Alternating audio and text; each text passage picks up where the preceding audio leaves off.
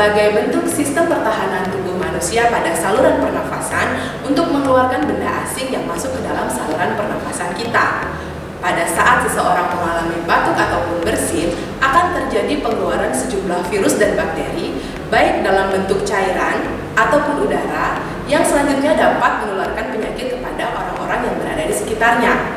Contoh beberapa penyakit yang dapat ditularkan melalui proses batuk dan bersin ini antara lain: yang pertama influenza, yang kedua pneumonia, yang ketiga tuberkulosis, dan masih banyak lagi penyakit saluran pernafasan lainnya. Oleh karena itu, sangat penting sekali bagi diri kita untuk melindungi diri kita sendiri, keluarga kita, dan juga orang-orang yang ada di sekitar kita agar mereka terhindar, tidak tertular dari penyakit. Salah satu hal penting yang dapat kita lakukan adalah dengan melakukan etika batuk dan bersin yang benar.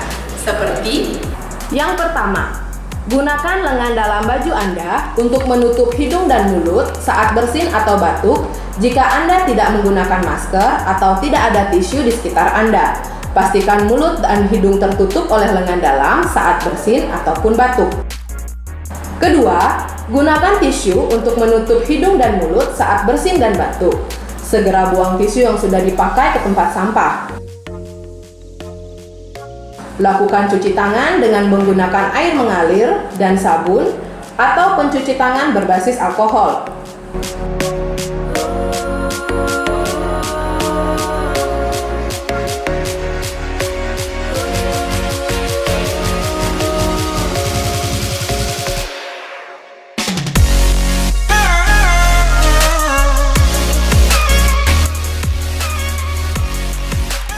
Ketiga, gunakan masker jika Anda batuk-batuk atau bersin secara terus-menerus. demikianlah etika batuk dan bersin yang benar. Mari kita terapkan bersama-sama etika batuk dan bersin yang benar ini dimanapun dan kapanpun.